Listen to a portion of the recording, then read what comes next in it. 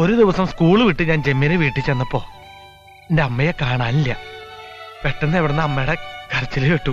ഓടി ചെന്ന് നോക്കിയപ്പോ ആ ദുഷ്ടന്റെ കയ്യിൽ നിന്ന് കൊതറി രക്ഷപ്പെടാൻ ശ്രമിക്കുന്ന എന്റെ അമ്മേനെ ഞാൻ കണ്ട. എനിക്ക് സഹിക്കാൻ പറ്റിയില്ല. അവിടെ കിടന്നിരുന്ന ഒരു മരത്തടി എടുത്ത് ഞാൻ ആ ദുഷ്ടന്റെ തലക്കടിച്ചു. അമ്മ എങ്ങനെയൊക്കെയോ രക്ഷപ്പെട്ടു. ഞാൻ അമ്മയും കൂട്ടി ഓടി.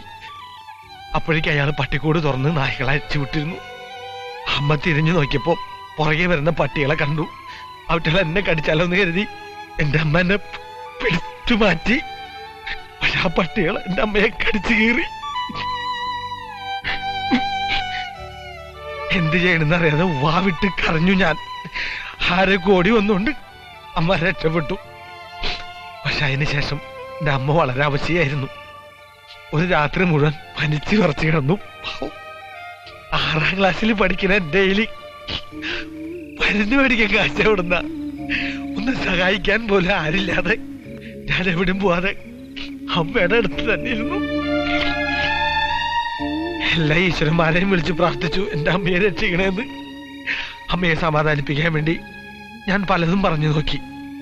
പക്ഷെ ഒന്നും ചിരിക്കുക പോലും ചെയ്യാതെ എന്നെ നോക്കി ഇങ്ങനെ കിടക്കും, കണ്ണു നിറയെ കണ്ണീരുമായി. എന്തിനാ കരയണെന്ന് ചോദിച്ചാൽ എന്നെ മാർത്തി ചേർത്ത് പിടിച്ച്